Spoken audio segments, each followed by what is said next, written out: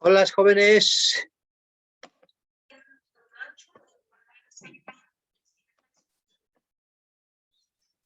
¿Cómo están?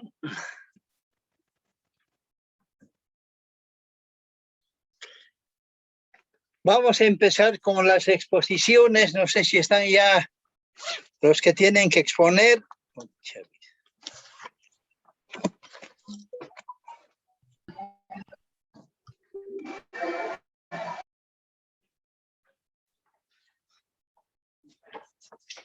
Y ahí están los que tienen que exponer.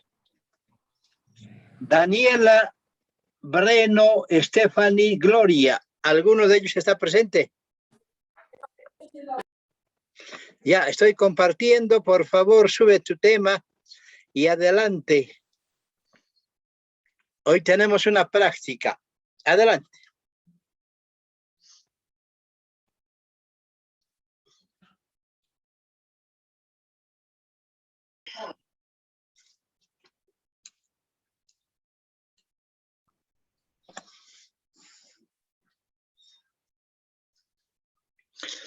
Adelante, Breno. Ya puedo compartir, ya está habilitado. Sí. Ya está abierto el compartir. Ya voy a buscar el documento y ya voy a compartir eso.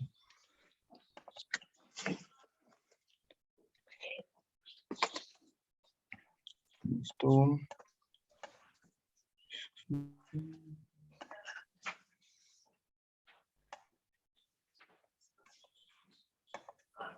¿Se ve? Todavía no está tu nombre, simplemente. Ahora creo que se va a ver. Ahora sí. Pero ya estoy... Adelante, ya se ve. Ahora sí, puede comenzar. Ya. Hoy yo voy a presentar sobre el chakra blando, o también conocido como chacrocoide. Definición. El chakra blando, o como yo dice, chacroide, es una enfermedad que se contagia por el contacto sexual y es producida por una bacteria llamada Haemophilus ducreyi. Acá está una muestra de tal bacteria. Y aproximadamente una semana después de haber tenido el contacto, o sea, após una semana de haber la relación sexual, la persona infectada empieza a demostrar los primeros síntomas de contagio. El chacrocloide se puede ser transmitido por relaciones sexuales vaginales, anales y también por el medio de sexo oral, aunque no crea, pero es una posibilidad.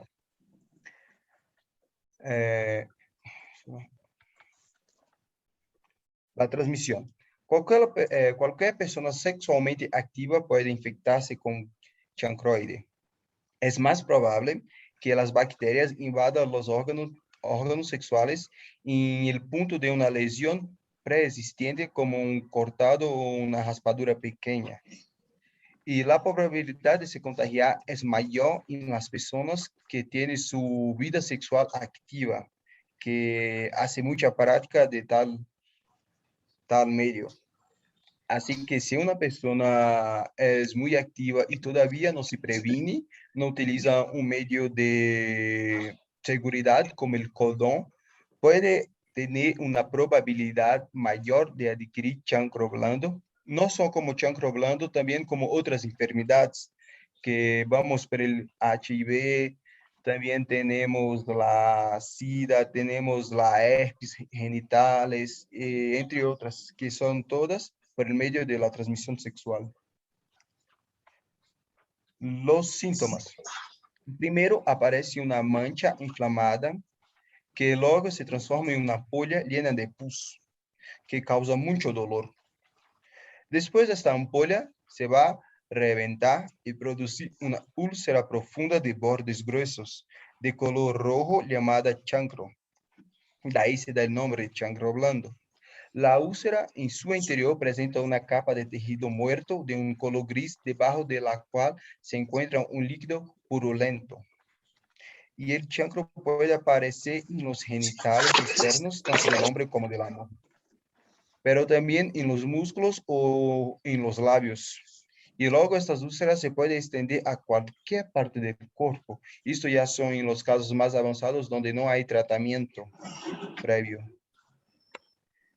Otros síntomas. El hombre puede comenzar presentando las ampollas, como yo dije antes, que luego se transforman en úlceras. Y en la mujer, a veces puede pasar desapercibidos o ser confundidos con otro tipo de infección, porque se da justo en los labios de la vagina. No se nota mucho de inmediato. Entonces, después que se evolúa, que ya empieza a tener algo un poco más serio que se va a dar cuenta. Bueno, es posible que las lesiones producidas por el chancro se curen con el tiempo o con algún medicamento externo, pero la infección seguirá avanzando por el organismo y si no tratada se aloja en los ganglios de la ingle, provocando primero una inflamación, después una supuración, causando más tarde su destrucción. Hay que prestar mucha atención cuando se presenta una úlcera de este tipo, que a su vez está acompañada de fiebre, dolor de cabeza, en las articulaciones o ganglios inflamados. Y se debe acudir al médico para que determine de qué se trata, porque se puede mucho bien equivocarse con otra infección sexualmente transmisible. Las lesiones. Acá tenemos las úlceras que se forman en el pene, acá en los labios vaginales. Y se puede notar que se queda algo muy, muy feo. Y solo de mirar la imagen, se puede imaginar el dolor que la persona que está infectada siente con estas úlceras.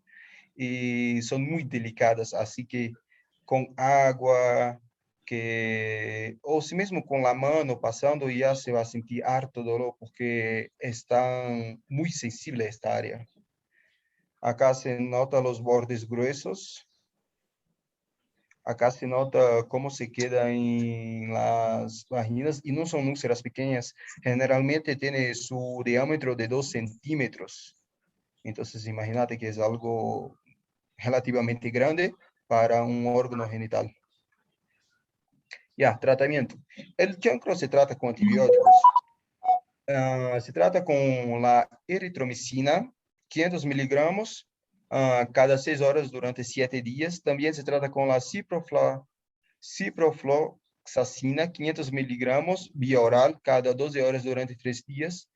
Con la acitromicina de 1 gramo, dosis únicas, o en algunos casos con la citrafoxosina con 250 miligramos con una dosis única, pero esta es intramuscular. Y aproximadamente después de 48 horas de empezar con la medicación, las úlceras de la crocoides comienzan a mejorar, pero hay que seguir con el tratamiento correcto durante los 7 días, porque si no sigue, se puede volver la infección. Profilaxis. Una de las maneras de prevenirse es limitar la cantidad de compañeros sexuales. Entonces, no te vas a salir ahí corriendo con una, con otra, y todavía sin condón, porque além del chakra blando, que es una de las enfermedades sexualmente transmisibles, pero de todas, yo creo que es la menos peor, porque al menos después, una vez que te curas, ya está tranquilo. Pero imagínate contraíte una HIV o algo más serio. Así que utilizar condón es muy importante en este tema. Después de tener relaciones sexuales, es importante lavar sus genitales al fondo. Y se cree que está infectado, evite al máximo contacto sexual y acuda a su clínica local, al hospital o si no a tu médico de confianza. Y hay que notificar a todos sus contactos sexuales, sus compañeros sexuales, de inmediato para que se pueda ser examinado para averiguar si ha adquirido la enfermedad. Caso ha adquirido, hay que hacer el tratamiento correcto, porque si no trata, es muy peligroso. Y esto es todo, doctor. Gracias. Bien, se agradece. Pregunto si estará Daniela Montaño. Creo que no. Stephanie Orellana.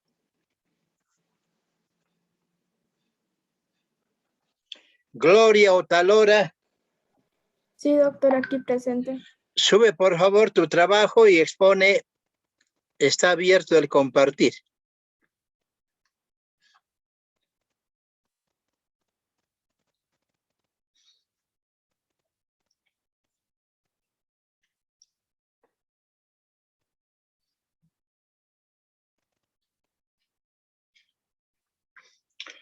Adelante, Gloria.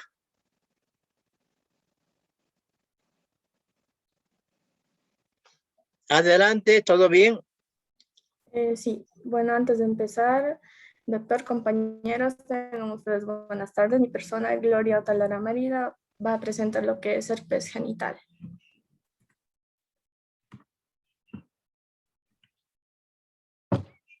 Bueno, el herpes genital es una enfermedad de transmisión sexual común que puede contraer cualquier persona sexualmente activa. La mayoría de las personas con el virus no tiene síntomas. El contacto sexual es la principal vía de propagación del virus. El causante de esta enfermedad es el virus del herpes simple tipo 1 y herpes simple tipo 2. ¿Cómo se puede transmitir esta enfermedad?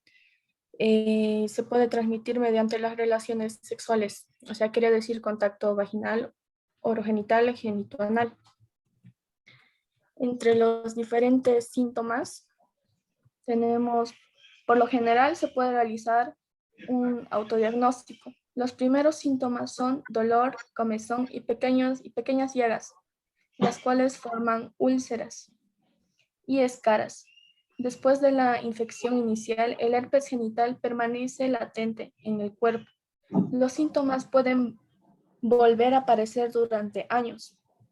Las personas pueden sufrir dolor en el pene y vagina. En circunstancias en que se presenta el dolor son al orinar. Los más comunes son dolor genital, erupción cutánea o sensación de hormigueo.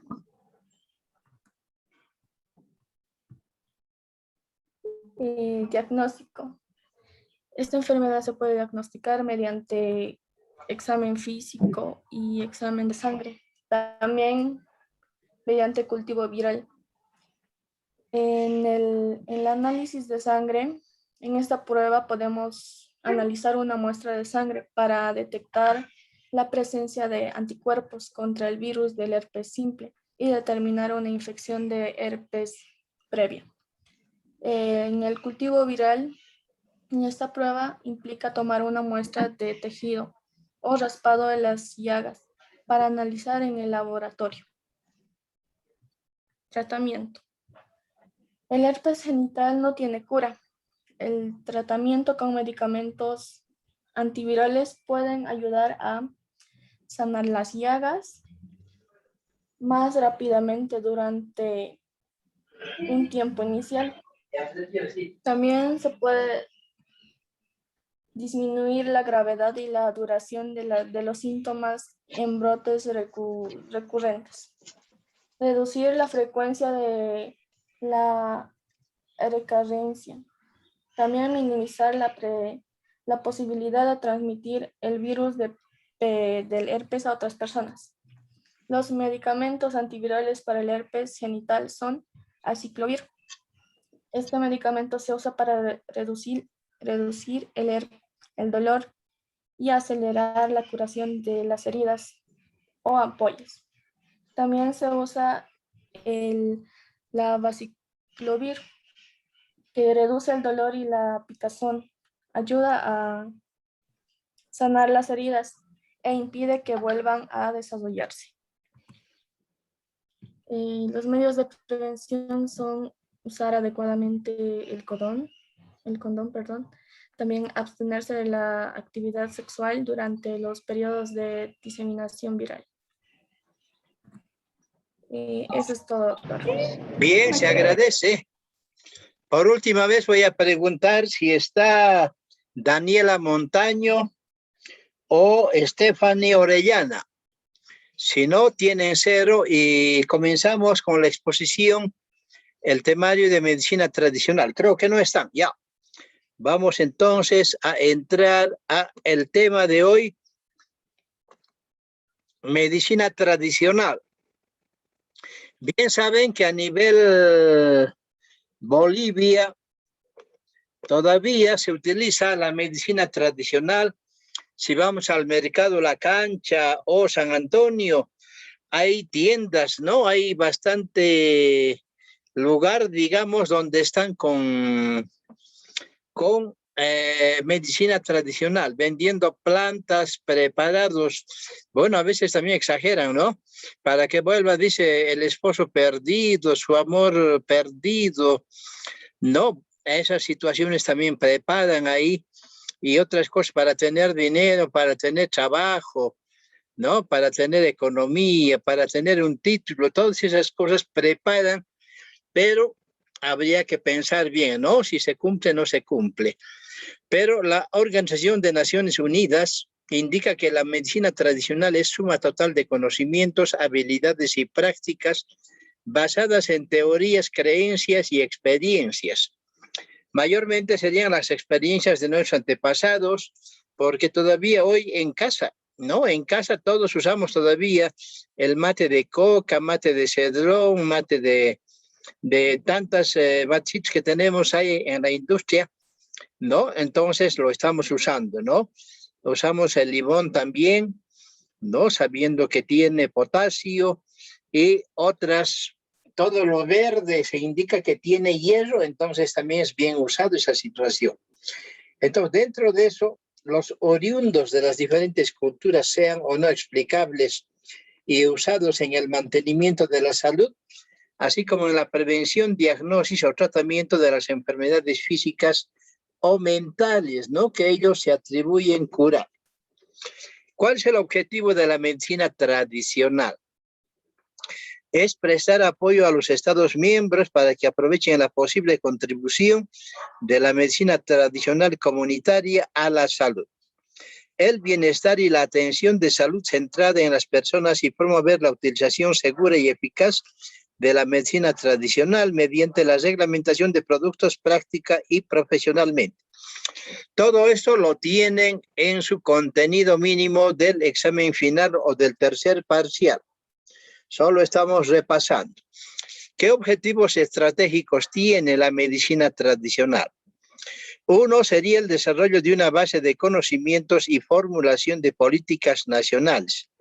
Algunos pueden ser reconocidos, ¿no? Y otras no también. Fortalecimiento de la seguridad, la calidad y la eficacia mediante la reglamentación y fomento de la cobertura sanitaria universal por medio de la integración de servicios de medicina tradicional comunitaria y la autoatención de salud en los sistemas nacionales de salud. Podemos reconocer que nuestros medicamentos son a base de plantas, ¿no? Por ejemplo, la penicilina, todas las penicilinas vienen de los hongos, del hongo Penicilliaceae, ¿no? Es un extracto. Lo de bueno de la medicina científica es que ya se da kilo peso, ¿no? Se da kilo peso el medicamento. En cambio, en la medicina tradicional todavía tenemos dudas, dar un tallo, dar 3 hojas, dar la raíz, dar el fruto, cuánto se le va a dar y a qué edad se debe dar. Tenemos nosotros medicamentos pediátricos y medicamentos para adultos y hay dosificaciones que no deben pasar porque podrían intoxicar a la persona. Entonces, viendo esta situación es de que de alguna manera se trata de velar el buen comportamiento, digamos, el buen direccionamiento de la medicina tradicional. Se está probando ya de que en cada hospital debe haber un médico tradicional. Estamos de acuerdo, ¿no? Y la persona debe ver un promotor en la puerta indicando si quiere ser atendido por un callahuaya o por un médico científico, algo así. Curiosamente, había existido más de 22 especialidades entre la medicina tradicional, ¿no? Que ahora están queriendo su reconocimiento y están queriendo ganar con el salario de un médico que ha sido formado en la universidad. No, yo creo que no es posible, pero están en ese trámite. Ley de Derechos y Culturas Indígenas para el Estado. La incorporación de los conocimientos y técnicas de la medicina tradicional y herbolaria de los pueblos indígenas. Sus tradiciones, usos y costumbres, enfatizando el papel rector del Ministerio de Salud para un común acuerdo con los médicos indígenas para proteger y desarrollar la medicina tradicional. ¿Qué quiere decir con esto? Que de alguna manera el Ministerio de Salud debe regular a la medicina natural y ver solamente algunos aspectos que realmente tienen razón de su existencia, ¿no? Pero también entre esos médicos naturales hay pacos que dicen, no, los charlatanes, los que engañan a la gente, ¿no? Les piden plumas de gallo colorado y utilizan las plumas y no devuelven el gallo, por decir, ¿no? Piden el cuero de una oveja negra, viene la oveja y utilizan el cuero y no devuelven la oveja. Más o menos ese tipo de situaciones se tiene también. Y como también hay en las flotas, hay gente peruana mayormente que ofrecen pomadas, líquidos, en polvo, todo tipo de medicamento con nombres, pero sin autorización de SENASAC, acá en Bolivia, que es la autorizada para aprobar medicamentos, sin autorización y dicen que sirve para todo, ¿no? Curiosamente cura el cáncer, cura tuberculosis, cura chagas, cura todo, lamentablemente, ¿no? Ese es el comentario que se escucha, ¿no? Entonces es un problema eso, pero debería haber de alguna manera, ¿no? Ente que controle toda esta situación. La verdad que esta historia es milenaria, ¿no? Ya se ha practicado desde grupos nómadas o seminómadas que vivían en cuevas y con el sustento de la caza, la pesca y recolección se volvieron grandes conocedores y heredaron toda su sabiduría a sus descendientes. O sea, estas técnicas o conocimientos pasan del abuelo al hijo, del hijo al nieto, del nieto al bisnieto y así. No es un conocimiento que solo en la familia se practica y pasa de persona a persona, pero dentro de la familia. No difunden a otras personas. La OMS, ¿qué dice sobre la medicina tradicional?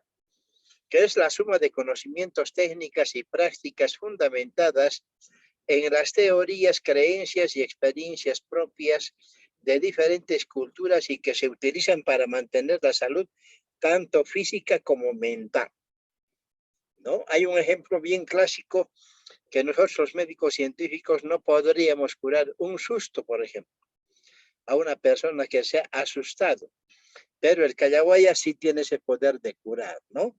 Hay ese tipo de situaciones. Sistemas médicos tradicionales. Las civilizaciones urbanas desde la egipcia y la mesopotámica desarrollaron sistemas de medicina que incluían un cuerpo conceptual o teórico, unas prácticas más o menos normalizadas, la regulación de la educación médica, de la pertenencia a la profesión y de las responsabilidades del médico. Hay esa situación también. En cambio, la medicina occidental siguió un camino equivalente donde el máximo peso le correspondía a la tradición hasta el Renacimiento, cuando comenzó un auge de la investigación anatómica y sobre todo hasta el desarrollo de las ciencias de la materia, como la química y la física en el siglo XVIII y de la biología fundamental a partir del siglo XIX.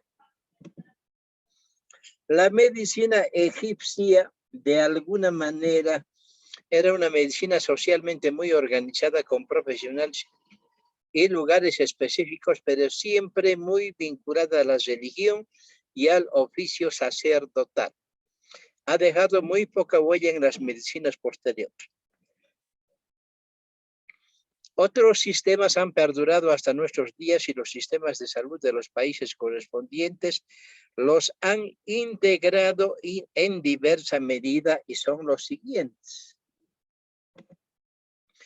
Por ejemplo, la medicina tradicional china, que surgió hacia los siglos XIV al XIII, ¿no? Del 13 al 14 antes de Cristo. Era una práctica esencialmente mágica la influencia del taoísmo y el confucianismo la hicieron evolucionar, adoptando una farmacopea. Tenían su lista de medicamentos que usaban en diferentes entes patológicos. Otra, la medicina greco-árabe o unani, lo que en árabe significa griego. Los hospitales que surgieron bajo su influencia atendían a los enfermos con independencia de su estatus social o religión. Eran instituciones laicas, pero en cualquier caso aprobadas y valoradas por el Islam, ¿no? Era su característica. Otra, la nuestra, sería la medicina tradicional andina. Surgida principalmente en los Andes peruanos y ecuatorianos, sustenta la salud en el equilibrio cálido, frío y el pensamiento animista del mundo. Su metodología parte de explicar el sentido holístico de la vida, los agentes tradicionales de salud que asumen su rol como un don divino y basan su intervención en la restitución del equilibrio con rituales y plantas medicinales. ¿No? Podemos ver un video después con este tipo de características también. Especialidades de la medicina tradicional. Entre lo que les había dicho, hay 22 especialidades. Tenemos curanderos, hierberos, hueseros, parteras, rezadores, medicina complementaria,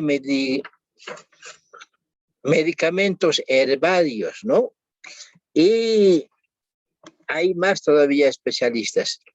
También llamados médicos o terapeutas tradicionales, los cajudores, por ejemplo, que son similares a los fisioterapeutas, que ofrecen servicios para prevenir, curar o mantener la salud individual, colectiva y comunitaria. Enmarcado su conocimiento en la cosmovisión del sistema indígena tradicional, es su característica. Los hierberos son especialistas de la medicina tradicional que usan plantas medicinales como recurso principal en sus terapias. Sé que tienen un libro de más de 300 plantas con bondades medicinales. Más de 300, mire. Adquieren sus conocimientos por transmisión oral, herencia familiar o aprendices experimentados. Los hueseros, especialistas de la medicina tradicional que dominan las técnicas encaminadas al tratamiento de diversos trastornos del sistema musculoesquelético. Bueno, antiguamente no había rayos X y ellos, viendo la fractura, viendo la lesión, no hacían su frotación, colocaban en su puesto aparentemente el hueso y lo enyesaban, ¿no? Lo enyesaban. Y eso curaba mal o bien, pero curaba. Las parteras empíricas. Especialistas de la medicina tradicional cuya función primordial es la atención del embarazo y del parto, así como la de proporcionar asistencia a la mujer y al recién nacido durante el puerperio. Sabemos que mucha gente, especialmente en el área rural, aún en la ciudad, no hay un porcentaje que no quieren acudir a un servicio de salud. Y son atendidas por la mamá, por el esposo, por la hermana o por una partera del barrio, ¿no? Lógicamente en la casa, y no acuden al servicio de salud. Los rezanderos tienen la facultad de sanar algunas enfermedades a través de oraciones. Intermediarios entre seres divinos y el paciente. Quema de incienso, huevos, aguardiente y ofrendas, velas que varían en cantidad y tamaño y color, padecimiento y petición. Esto es un acto repetitivo, ¿no? De alguna manera puede ser psicológicamente afecte en la salud de las personas. La medicina complementaria alternativa, conjunto de amplio de prácticas de atención de salud que no forman parte de la propia tradición del país y no están integradas en el sistema sanitario principal. Medicamentos herbarios abarcan preparaciones y productos que contienen como principios activos partes de plantas u otros materiales vegetales o combinaciones de esos elementos. Eso es lo más importante. Luego tenemos también la medicina alópata, que se basa en tratar enfermedades a través de drogas, basa su tratamiento principalmente en la dolencia que aqueja al paciente se enfoca más a la enfermedad y no tanto al paciente. Bueno, también acá tenemos los charlatanes, ¿no? Gente que se dice médico tradicional, utilizan muchas cosas para beneficio propio y no lo son, ¿no? O no lo curan, ¿no? No curan en realidad. Son ajpacos o charlatanes, como se dice. Existe esto dentro de la medicina tradicional y el ministerio debe cuidar de este tipo de personas que no tienen ninguna ciencia entre manos, no conocen los medicamentos ni las plantas medicinales. Bueno, al final, como resumen, ¿no? Como resumen, tenemos la próxima clase, lista de remedios tradicionales, ¿no? Entonces acá podemos indicar que por lo menos mi persona respeta a los médicos tradicionales, ¿no?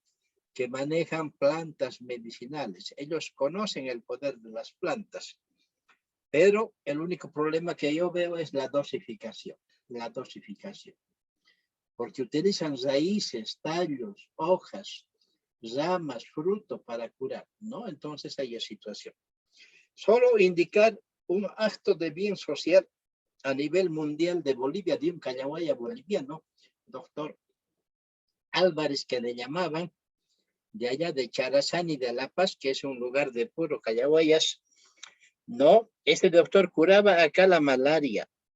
Y cuando hicieron el canal de Panamá, había bastante mortalidad por malaria. Y nadie podía curar, no tenían ni sabían cómo curar. Pero se enteraron que en Bolivia había alguien que curaba y vinieron y lo llevaron al canal de Panamá. Lógicamente no había transporte, no había aviones, ni carros, ni caminos. Y se fueron, ¿no? Por senderos, a lomo de burro, de mulo, de caballo.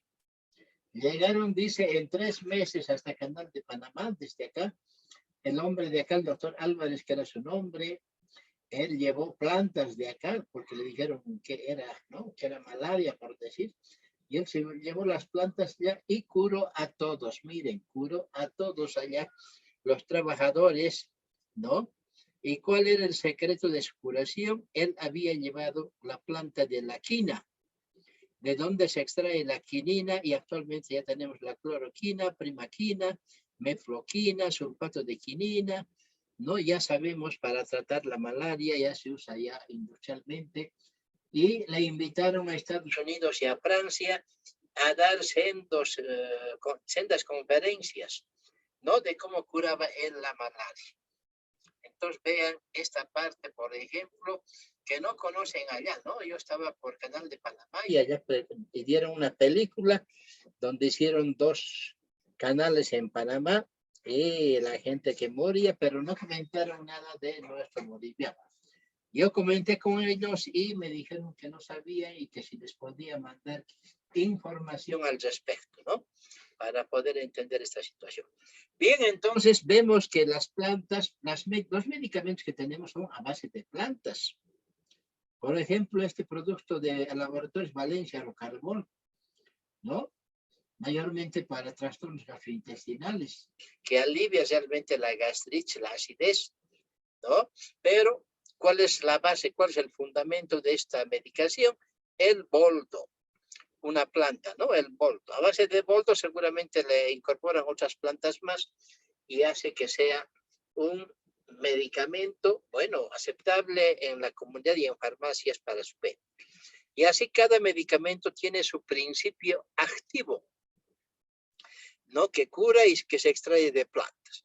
Bien, jóvenes, tenemos 5 minutos.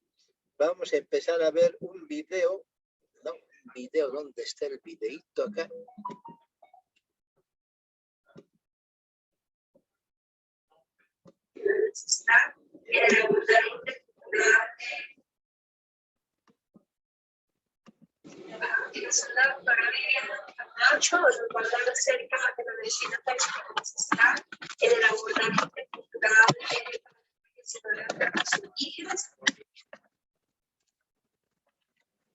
Bolivia, ella es médica cirujana, magíster en anestesiología, especial en Latinoamérica, Es especialista en interculturalidad y salud. Es comisionada de alto nivel para la Armada Parlamentaria de la Región de las Américas, para la OPS, como oficial interamericana de salud. Fue directora de la Dirección Nacional de Medicina Tradicional y Ancestral de Interculturalidad del Ministerio de Salud del Estado Plurinacional de Bolivia. Está en la generación Quechua, comunicadora indígena, y miembro de la Red de Empresarios Médicos. Adelante, Vivian, gracias por las preguntas.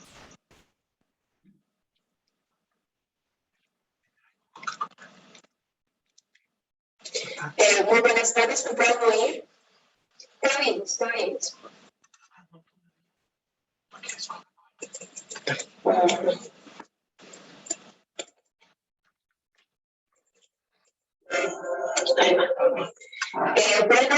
Un gran saludo desde Bolivia, soy Mapuche de Cachuto Pecunapa. Disculpas por todo el retraso, porque sé que hay personas que se han conectado para escucharnos. Sin embargo, la tecnología siempre tiene todo tipo de sorpresas. De todas maneras, vamos a seguir adelante. Muchas gracias por el espacio, muchas gracias por la invitación. Como parte de la red de medicinas tradicionales complementarias integrativas de las Américas, colaborando con esto que se llama el Paquete Virtual en Salud, hemos venido con este trabajo colaborativo gracias a todo el equipo, gracias a Tania, gracias a cada uno de los que están haciendo la actividad de transmisión, de que nos están conectados. Pero antes de empezar, aquí les quiero compartir una pelita, justamente para pedir permiso al espacio, para pedir permiso para que nuestras palabras vayan llegando, para que tengamos la fuerza, tengamos el buen corazón, tengamos el pensamiento de receptividad.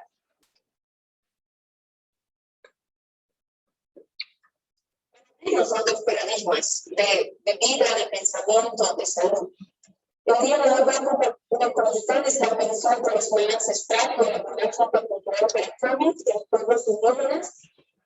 Justamente es un tema crítico el día de hoy en nuestra región, por América Latina, que ya está llegando a su tipo de contagio, como se han anunciado en distintas instituciones.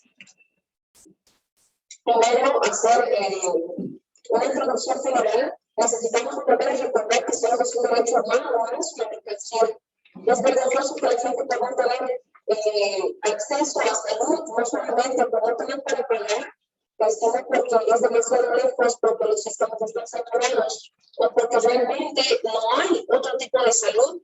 Es triste que la gente tenga que estar sin atención muriendo en las calles, que es lo que está pasando en Latinoamérica y también en otros lugares del mundo. Entonces, salud es un derecho humano que tiene que ser garantizado por los estados. Salud es un derecho humano que es un reclamo y una deuda social por la humanidad.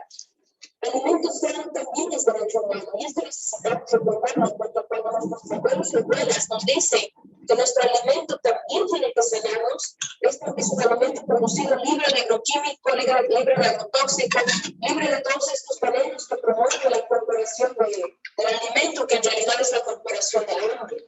Entonces necesitamos volver a recordar que la salud se construye desde la determinación social de salud, que significa dignidad y justicia social para nuestros pueblos.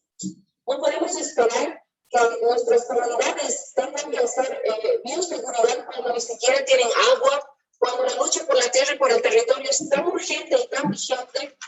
Si no tenemos tierra, no tenemos territorio, ¿qué medicina? ¿De dónde vamos a tener salud? Necesitamos recordar, reflexionar esto. Tiene más superar un modelo de salud que hemos aprendido de la macrocultura dominante del segmento occidental, que nos dice que solamente hay una manera de hacer salud. Sin embargo, como ustedes acaban de escuchar y de ver, somos miles de culturas vivas, millones de seres humanos nos curamos todavía con nuestra medicina y necesitamos hacer ese puente del diálogo intercultural. Desde la cosmovisión andina que les quiero presentar, por ejemplo, este dibujo lindo que ven ahí es la voluntad de Galo, de nuestros cronistas, que nos recuerda el ánimo, la familia. El ánimo no solamente es tu familia, tus familias, tu papá, tu mamá y tus hermanos, sino que también es el sol, la luna, las estrellas, los animales, las plantas. Todo esto es parte de nuestro ánimo. Y para nosotros, Pachamama es la madre tierra, pero también es el tiempo, espacio en el que existimos ahora, es gracias a ella que existimos ahora. Ustedes pueden ver esta chacana colorada de colores, es el puente entre los mundos que vemos y los mundos que no vemos. Necesitamos volver a recordar que también esta energía que no vemos, porque podemos sentir, nos da fuerza, nos da salud, nos acompaña, nos cuida, y cuando recordamos en las